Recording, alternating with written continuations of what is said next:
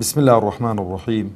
الحمد لله رب العالمين، والصلاة والسلام على أشرف الأنبياء وخاتم المرسلين محمد وعلى آله وصحبه وسلم. ربنا اغفر لنا ولإخواننا الذين سبقونا بالإيمان ولا تجعل في قلوبنا غلا للذين آمنوا ربنا إنك رؤوف رحيم آمين. برایانی بەڕێز و خۆشەویست، خۆشحاڵم کە لە حەڵقەیەکی دیکە بە خزمەتتان دەگەمەوە لە دەرسی تەزکیەی نەفس و خوازیارم کە خوای پەروەردگار تەبارەک وتەعالە ئەو دەرسانە بخاتە تەرازووی حەسەناتمان و تەرازووی حەسەناتمانی پێ قوڕس کاتن و خوای گەورە ئیمانمان سەلامەت کە عاقبەتمان خێر کە و ئەو دەرسە کە توێشووی ڕوحە و هەر بەرنامەکەش بە ناوی توێشووی ڕوحە، بەڵام پێم خۆشە جار جار ئاوە وەفکر خۆم و ئێوەشی بێنمەوە کە کتابەکە تەزکیەی ئەننفوسە دەیخوێنین. گەیشتینە ئەسباب مەڕەض القەلب، هۆکارەکانی نەخۆشی دڵ. هۆکارەکانی نەخۆشی دڵ، ئەو فتنە و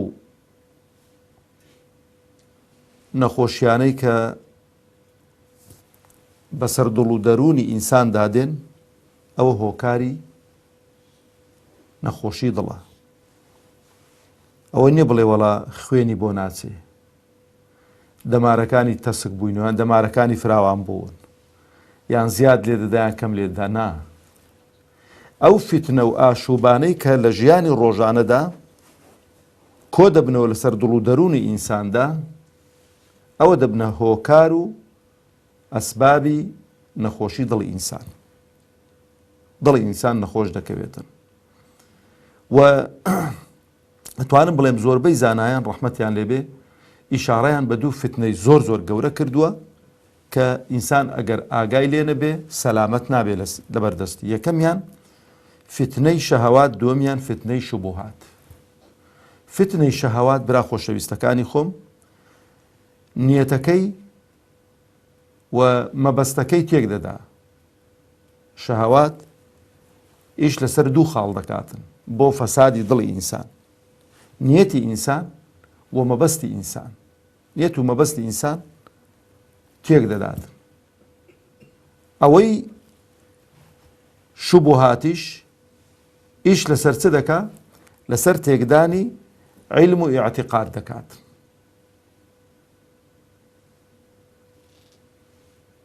شوبوهات ئیش لەسەر چ دەکا؟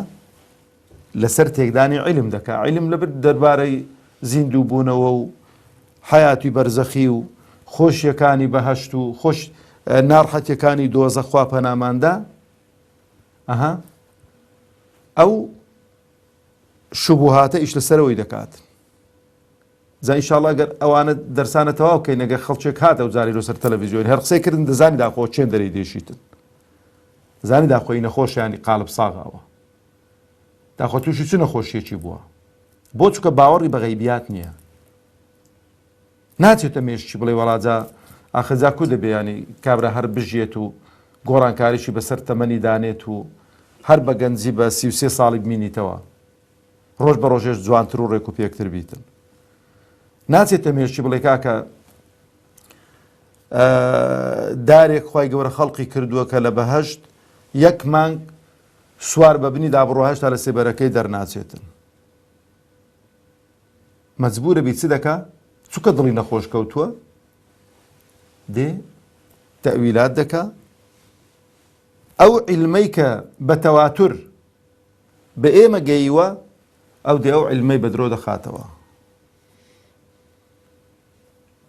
ئەو جا دێ تەویلات دەکا بۆ ئەوەی کە بڵێ وەڵا عەزابی قەبر نییە،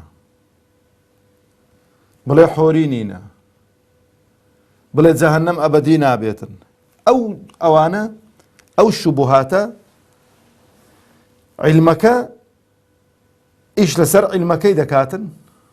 ئەو ئینسانە عیلمێکی تەندروستی لا نامێنیتن و اعتقادەکەشی باوەڕەکەشی لەکەدار دەبێت. پێغەمبەر عليه الصلاة والسلام.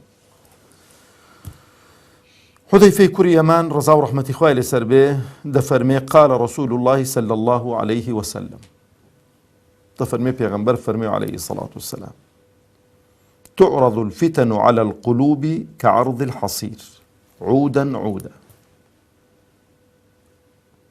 بأي قلب، يعني أي قلب أشربه نكتت فيه نكتة سوداء، وأي قلب أنكرها نكتت فيه نكتة بيضاء، حتى تعود القلب على قلبين، قلب أسود مربادا كالكوز مجخيا لا يعرف معروفا لا ينكر منكرا إلا ما أشرب منه هواه، وقلب أبيض لا تضره فتنة ما دامت السماوات والأرض.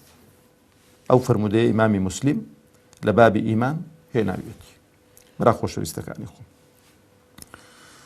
پیغمبری خوا عليه الصلاة والسلام روح جان من بقرباني به دڵەکانی ئینسانی دابەش کردوون بە دوو دڵ، دڵێکی نەخۆش و دڵێکی سەلیم، و تەشبیهی کردوون بە چ؟ دڵی نەخۆشی تەشبیه کردو بە ئەسفنج، دڵی نەخۆشی تەشبیه کردو بە چ؟ بە ئەسفنج. ئەسفنج چەندی ئاوێ پێداکەی چ دەکا؟ ئاوەکەی وەردەگریتن دەیمژیت. ئێستا بینە ئەسفنجی بەناو ئاوێ ئاوەکەی وشک دەکا، بەڵام کاتێک کە ئاوا دەیکوشی تەماشاکە ئاوێکی زۆر زۆری بەخۆوە هەڵگرتووە. دەڵێت دڵی ئینسانی نەخۆش هەر کاتێک کە ئەو فیتەن و ئەو بەزم و ڕەزمەی وەردەگری کو ئەو ئەسفنجە ئاوەکەی قووت دەدا، ئەو شوبهات و ئەو خراپە و خراپەکاریانە وەردەگریتن کە هەر خراپەیەکیش هەر شوبهاتێکیشی وەرگرت نقطەیەکی ڕەش لە دڵیدا دروست دەبێت، هوردە هوردە هەتا دڵی تەواو ڕەش دەبێت، تا ئەسفنجەکە پڕ ئاو دەبێت، کە پڕ ئاو بوو تەواو. ئەو جا دەفەرمێ وای لێدێ کە نە معروفی چاکەی بە خەرابە وەردەگرێ و هیچ شتێک قبول ناکە ئەگەر لەگەڵ هەوا و ئارەزووی خۆیدا نەگونجێتن. یعنی هەوا و ئارەزووی خۆی لا دەبێتە چ؟ پێوەری شەرعی. ئاگەلێک کەسم بینی و دەڵێ بەخوا لەگەڵ عەقڵمدا ناگونجێت، بابە ئەتۆ عەقڵت تەواو نییە. دەنا شەرعی خوای پەروەردگار تەبارەک و تەعالا دینی خوای پەروەردگار لەگەڵ عەقڵی سەلیمدا تێک ناگیرێتن، بەڵام لەگەڵ عەقڵی سەقیمدا، عەقڵی سەقیم واتە نەخۆش وەری ناگریت. بۆ؟ چونکە شوبهاتەکەی ئەوەندە زۆر بووە بەسەری دازاڵ بووە. ئەو جا خۆشەویستانی خۆم، ئەو دوو ئافاتە گەورە کە لە ئینسان دەدا، شەهەوات. شەهەوات ئیش لەسەر چ دەکا؟ ئیش لەسەر ئەخلاقیات دەکاتن. تەماشا دەکەی ئەوەی کە پێی دەگوترێ ئەخلاق و عەیبە و شەرمە و هەمووی دادەڕوخێنیتن. ئینسان سووک و چروک دەکا. ئەها لە کوردەواری خۆمان خوای گەورە هەموو لایەکمان بپارێزی، ئەو کەسێک کە زۆر دەڵێ ئینسانێکی بێحەیایە، ئەو بێحەیاییە چ وای لێ کردو ئەو بێحەیاییەی ئاوا خەڵک بڵێتن فڵان کەسی بێحەیایە، جا پیا و بەیان ژن بێ، خوا هەموو لایەکمان سەترکە. ئەو شەهەواتەیە کە ڕێشمەکەی بۆ درێژ کردووە، ڕێشمەکەی بۆ درێژ کردووە. لەبەرەوە شەگە تەماشە بکەن خۆشەویستانی خۆم، ئینسان ئەو شەهەواتە خوای پەروەردگار تەبارەک و تەعالا بۆی کە ئینسان شەهەواتی خۆی تێرکا لە دنیا لە هەموو بوارێکیدا، جاکە دەڵێن شەهەوات بەس لایەنی جنسیتان نێتە بەرچاو. دەسەڵاتداری شەهەواتە، دەوڵەمەندی شەهەواتە، پلە و پایە و مەکانەت و ڕێز و حورمەت شەهەواتە. بەڵام ئەو شەهەواتانە و مەسەلەی زەواج و تەمەتوع بە ئافرەت و ئافرەت تەمەتوع بە پیاوانە شەهەواتە. ئەتووەرە ئەو شتانەی کە خوای پەروەردگار بۆ دامرکانەوەی ئەو شەهەواتەی تۆ کە لە قالبی دەی ڕیزبەندی کەی بە گوێرەی شەریعەتی خوا هەڵسوکەوت بکە. بۆ نمونە هیچ مانعێکی شەرعی نین ئینسان ببێتە حاکم، بەڵام زەوابطی بۆ داناوی. ئەگەر بووە حاکم عەدالەتت با هەبێ، لەبەرەوەی ئەو حاکمەی کە عەدالەتی هەیە لە ڕۆژی قیامەت یەکەم سنف دەبێت کە خوای پەروەردگار لە ژێر ئەو سێبەرەی کە خەڵقی دەکاتن لە ژێر ئەو سێبەرەی ڕادەبێت. سەبعة یظلهم الله في ظله يوم لا ظل إلا ظله، یەکەمیان ئیمام عادل. بەڵام ئەگەر شەهەواتەکەی بەسەردا زاڵ بوو لە حکومەکەیدا عەدالەتی نەکرد، ئەوەندە گچکە دەبێتەوە خەڵک پێی لەسەر سەری دادەنێ لە ڕۆژی قیامەت، پێی خەڵکی دەکات هەندە تەکەبر و لووتبەرز و بەفیز بووە. ئەو جەبرا خۆشەویستەکانی خۆ هەموو خواردنێک کە خوای پەروەردگار حەڵاڵی کردو بۆت حەڵاڵە بیخۆی، بەڵام زێدەڕۆییە تێدا مەکە. کولوا واشربوا ولا تسرفوا.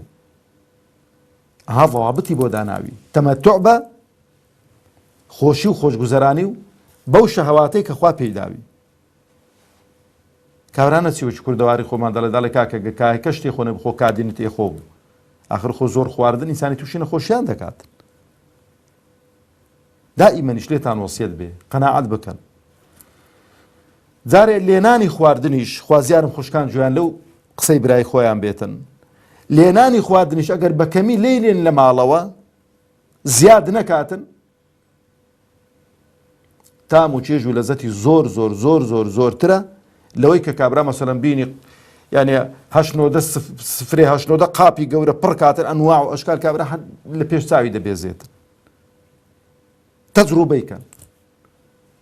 پشکە گۆشتێک کە دەخۆی کە ئەو پشکیان بۆ داناوی زۆر زۆر خۆشترە، تام و چێژ و لەزەتی زیاترە لەوەی کابرا مەسەلەن کەلەشێکی لە پێش بیتن، یان مریشکێکی لە پێشدانە، یان کەلەشێکی سۆر کراوە کابرا دەبین لە پێشیاندانە حەد لە پێش چاوی دەبێزێتن. لوقمەی یەکەم کە دەیخۆی هەر خواردنێک بێ زۆر زۆری فەرقە لەگەڵ یاخیری، بۆ چکە لەسەر برسێتی خوارد و حەز و ئارەزوت لێ بوو. ئەو جەبرا بەڕزەکانی خۆم. ئەوەی تری مەسەلەن خوای گەورە تەبارەک و تەعالە شەهەواتی ئینسان مەسەلەن دەبینی کە خوای گەورە وا خەڵقی کردوین، پیاو دەبێ ژن بێنێ و ژن دەبێ مێرد بکات. ئەتۆ گەبێی سنوورێکی بۆ داننەی ئیکتیفا بە خێزانەکانی خۆت ناکەی. لەبەرەندێش خوای گەورە تەبارەک و تەعالە 4 ژنی حەڵال کردو بۆ تو. بۆ چییە؟ مەگەلێک جار دەڵێم بۆی بە هەڵە لێ حاڵی نەبین، نەواجبە نە سوننەتە بڵێن وڵاو بۆ چارەسەرکردنی کێشە و مشکلە کۆمەڵایەتیەکانە. بەڵێ ئیواهێ لە ڕووی جنسیەوە ناتوانێت ئیکتیفا بە خێزانێکی بکات، دوان بینە کاکەسەیان بینە چاران بینە حەڵاڵت بێتن، دەستت خۆش بێتن، بەڵام کە دەیهێنی دەبێ عەدالەتیان لە نێواندا بکەی، دادپەروەربی زوڵمیان لێ نەکەی. وەنە بێ بڵێ وەڵا لەوەی بێزار بووم ئێکی دیکە بینی ئەوی فڕەدەی وەڵا لەوەش بێزار بێ، ئەوە شەریعەتی مەدەگەڵەوەی دانیە. ئەوە باشترە کابرا بیان هێنی بە حەڵاڵی نەک بێ خیانەتی زەوجی بکاتن. بەڵام ئەوەی کە تووشی ئەو نەخۆشی شەهەواتە دەبێ ئیکتیفا بە چوارەکەش ناکاتن، بۆ چکە شەهەواتی خۆی دائیمەنەها ئەڵێ بە دوای ئەوە دەکەوێت، بە دوای ئەو قسەیە دەکەوێت دەڵێ لكل جديد لذة، لكل جديد لذة، دەڵێ هەر شتێکی نوێ تام و چێژێکی دیکەی هەیە. ئەوە حەزەکەی وایە، ئارەزوەکەی وایە. بەس ئینسانی ئیماندار پێچەوانەیە، خوای گەورە ئەو سنوورەی بۆ داناوم لەو سنوورەی تێناپەڕم. ئەو جا خۆشەویستانی خۆم، ئەو دوو نەخۆشیە ئەوەی تری مەسەلەن دەی کە تووشی ئینسان دێخوا پەناماندا، مەسەلەی نەخۆشی شوبوهات، دوێ ئەو جارێ ئەو چی لێ دێتن؟ ئەو معروفی لێ دەبێتە منکەڕ، معروفی لێ دەبێتە منکەڕ، باشە؟ سنەتی لێ دەبێتە بیدعەت، سنەتی لێ دەبێتە بیدعەت، و حەقی لێ دەبێتە باتڵ. لە جیاتی بە دوای پێغەمبەر کەوێ عەلەیهی سەڵات وەسەلام بە دوای هەوا و ئارەزووی خۆی دەکەوێت. دەڵێ کاکەوە سونەتە، دەڵێ بەخوا ناچێتە عەقڵم. کاکەوە سونەتە، پێغەمبەر ئەدیلۆ باو باپیرانمان وایان نەکردووە. ئەو نەخۆشیانە دەبێت فریایان کەوین، زوو بنەبڕیان کەین. ئەو دوو نەخۆشیەش بە چ بنەبڕ دەکرێن؟ لە دەرسەکانی ڕابردوو بیدایەتی گوتمان ئیخلاس و متابعە. ئیخلاس بۆ خوای پەروەردگار کە دەیکەین و متابعەی پێغەمبەری خوا عەلەیهی سەڵاتو وسەلام کۆتایی بە چ دێنی؟ بەو دوو نەخۆشیە کوشندە دێنیت. برا شیرنەکانی خۆم، ئینسان ئەگەر هەوا و ئارەزووی خۆی لێ نەبۆ شەرع و دین، بە دوای هەوا و ئارەزووی خۆی نەکەت، بە دوای شەریعەتی خوا کەوت، بە دوای پێغەمبەری خوا کەوت عەلەیهی سەڵاتو وسەلام، ئەو دڵی ساف و بێگەر دەبێ، پاک و جوان دەبێتن و تام و چێژ و لەزەت لە عیبادەت و خواپەرستی و دینداری خۆی دەکات. خۆشەویستانی خۆم، چوار ژەهری کوشندە دێنە ناو تەئسیری لە دڵەکانمان دەکەن. و کابرا دەبینی بە ئۆتۆما دەڵێ هەندێک ژەهر هەیە کابرا ئیش لەسەر خۆ دەکاتن، یعنی بە مودەی 6 مانگان بە مودەی ساڵێکی خاوەنەکەی دەکوژیتن. چوار جاو ناوی لێ ناون سموم، بەس بەخوا لە جێی خۆیەتی. چوار ژەهر ئەبنە هۆکار و ئەسبابی کوشتنی ئەو دڵی. ئەو چوار ژەهرانە یەک لە ئێکی خەتەرترە بۆ ئینسانی. یەکەمیان برا بە ڕێزەکانی خۆ، هاتە ماشەی ئەو شعرەی عەبدوڵای کوڕی موبارەکن، شعرەکەی زۆر خۆشەوە، ئەوە نیە بەس دێمە سەر ئەو چوار ژەهرانە، هەرچەندە ناتوانین ئەوڕۆ تەواویان کەین، بەس دەفەرمێ ڕەئەیت الذنوب تمیت القلوب وقد يورث الذل إدمانها وترك الذنوب حياة القلوب وخير لنفسك عصيانها. دەڵێ تەماشە دەکەم گوناهەکان دڵەکان دەمرێنن و بەردەوام بوون لەسەر گوناهەکان ئینسان زەلیل دەبێت و وەکو بڵێ دەستەمۆی هەموو گوناه و تاوانێکی دەبێتن. و دەفەرمێ وازهێنان لە گوناه و تاوانەکان ژیانی دڵەکانی ئێمەی تێدایە، یعنی ژیانی ئێمەی تێدایە و باشترە لە بۆ تو کە گوناه و تاوان نەکەی و سەرپێچی گوناه و تاوانەکان بکەی و ئەمر و فەرمانی خوا جێبەجێکەی. ئەو چوار ژەهرە کوشندەیە کە تووشی ئێمە دێ و ئاگامان لێنیە ڕۆژانە، یەکەمیان چییە؟ فضول الکەلام.